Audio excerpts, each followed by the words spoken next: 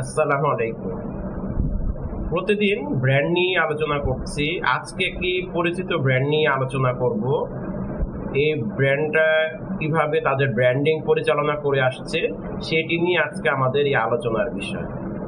আমরা যারা সৌদি আরব গিয়েছি, সৌদি আরবে আমরা দেখি আল বাইক, যেখানে দাঁড়িয়ে খাবার নিতে হয় এবং খুব বড় সিরিয়াল থাকে। আমি যতবার সৌদি আরব গিয়েছি ততবারই আমি দেখেছি আল বাইকে বিশাল সিরিয়াল।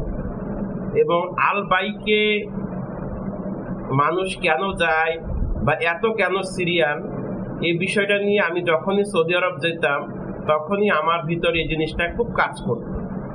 সেই কৌতূহল থেকে এই আল বাইকের বিজনেস স্টোরি বা কিভাবে সে তার ব্র্যান্ডিং পরিচালনা করে আসছে সেটি নিয়ে কিছুটা লেখাপড়া করলাম। তখন কিছু কিছু বিষয়গুলো জানলাম। আল বাইক তাদের ফ্যামিলি বিজনেস। 1974 সালে সাকুরা আল গাজালা জেদ্দায় এই আল বাইক প্রতিষ্ঠা করেছিল। তার মৃত্যুর পর, তার মৃত্যু হয়েছিল 1976 সালে। তার মৃত্যুর পর এটা ফেল করে যাওয়ার একটা সম্ভাবনা তৈরি হয়েছিল। তখন তার ছেলে সেখান থেকে হাল ধরে এটিকে আজ অবধি নিয়ে এসেছে।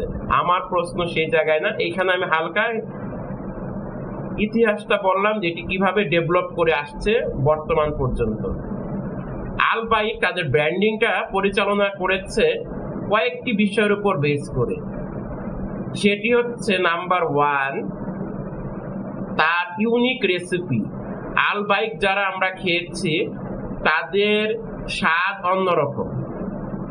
আমি যখন আল বাইকের নাগেটসটা খেলাম দেখলাম আল বাইকের নাগেটসের ভিতরে মশলাগুলো ঢুকানো, অর্থাৎ আল বাইকের মশলাগুলো একটু অন্যরকম।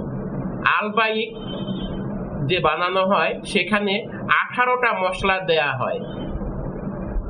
আল বাইকের যিনি ফাউন্ডার ছিল তার ছেলে প্যারিস থেকে লেখাপড়া করে এসে 18টা মশলার সমন্বয়ে তৈরি করেছে একটি বিশেষ মশলা, যে মশলা দিয়ে সে তার এই আল বাইকটা বানায় এবং এই আল বাইকের এই ইউনিক রেসিপি এই আল বাইকের ব্র্যান্ডিং তৈরি করে দিয়েছে।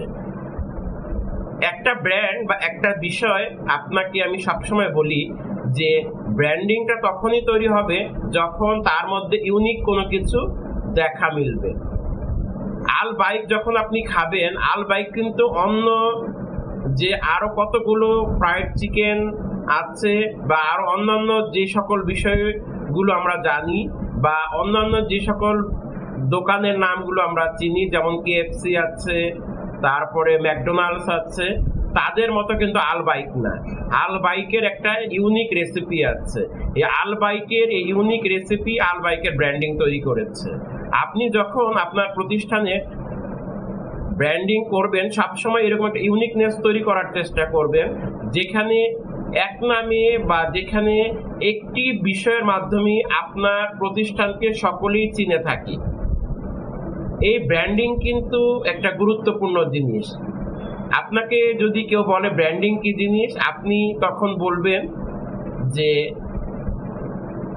অনেকগুলো একই জিনিসের দোকানের ভিতরে বা অনেকগুলো খাবার আইটেমের ভিতরে আমার প্রতিষ্ঠানের খাবারের আইটেম যে সহজে চেনা যায়, এই যে পদ্ধতি বা এই যে সিস্টেম, একেই বলা হয় ব্র্যান্ডিং। একে কি বলা হয়? ব্র্যান্ডিং। তা আল বাইকের ব্র্যান্ডিংটা 3টা বিষয়ের উপর খুব ভালোভাবে তৈরি হয়েছে। একটা হচ্ছে তার ইউনিক রেসিপি। এই যে 18টা বিষয়ের মাধ্যমে, অর্থাৎ 18টা মশলার মাধ্যমে যে একটা বিশেষ মশলা তৈরি করা হয়, সেই 18টা মশলার সমন্বয়ে এই আল বাইকটা প্রতিটা মাংস অর্থাৎ ফ্রাইড চিকেন, তারপরে তাদের নাগেটস, তারপরে তাদের ফ্রেঞ্চ ফ্রাই, সবকিছুর ভিতরে একটি ইউনিক রেসিপি কাজ করছে। এটি তাদের ব্র্যান্ডিং তৈরি করেছে।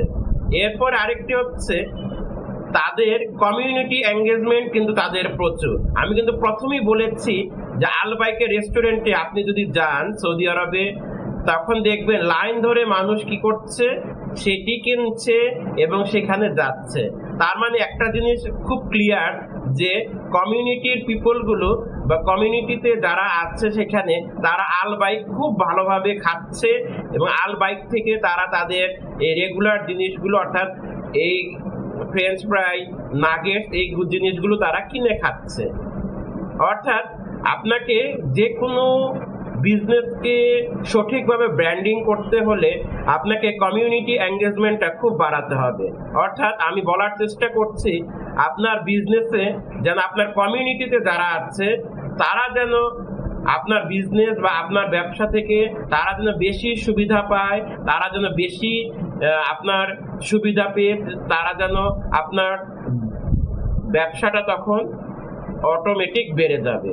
এই জন্য সবসময় আপনার কমিউনিটি পিপল কি চায়, তারা কমিউনিটি পিপলগুলো তারা কিভাবে আপনার থেকে সার্ভিস পেতে চায়, কিভাবে আপনার থেকে তারা সুবিধা পেতে চায়, এই বিষয়টা আপনাকে খুব গভীরভাবে দেখতে হবে এবং মানতে হবে। তাহলে একটা বিজনেসের সঠিক ব্র্যান্ড অর্থাৎ বিজনেসটা তখন খুব ভালোভাবে দাঁড়িয়ে যাবে। এরপরে হচ্ছে আল বাইকের আরেকটি গুরুত্বপূর্ণ বিষয় হচ্ছে তার প্রাইসিং ক্যাটাগরি। আল বাইকের যে খুব অনেক দাম তা না, আবার খুব কম যে তাও না।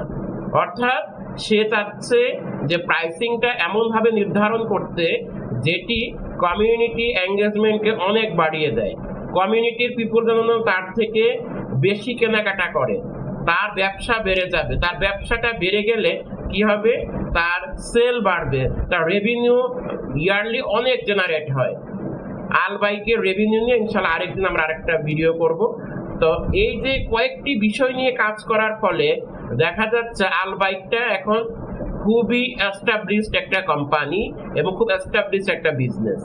তা আজকের এই আলোচনা থেকে আমরা যে বিষয়টা বুঝলাম বা জানলাম, একটা ব্র্যান্ড তৈরি করার ক্ষেত্রে অবশ্যই সেখানে আপনাকে কয়েকটি বিষয় খুব ভালোভাবে মানতে হবে এবং জানতে হবে। একটি হচ্ছে কমিউনিটি এঙ্গেজমেন্ট আপনাকে খুব ভালোভাবে বাড়াতে হবে। কমিউনিটির পার্সন বা কমিউনিটির পিপলগুলো আপনার বিজনেস থেকে কি ধরনের সার্ভিস পেতে চায় সেটি আপনাকে খুব ভালো করে জানতে হবে। তারপরে হচ্ছে প্রাইসিং এর বিষয়টা। আর সর্বপ্রথম যে বিষয়টা আপনাকে দেখতে হবে, যদি আপনি খাবারের আইটেম নিয়ে বিজনেস করে থাকেন, আপনার খাবারের যেন একটা ইউনিক টেস্ট থাকে, যেটি মানুষ খুঁজে গিয়ে আপনার সেই খাবারটা যেন সে কিনে খায় বা ওই খাবারটা মুখে দিলে যেন বুঝতে পারে এটা এই কোম্পানির এই আইটেম।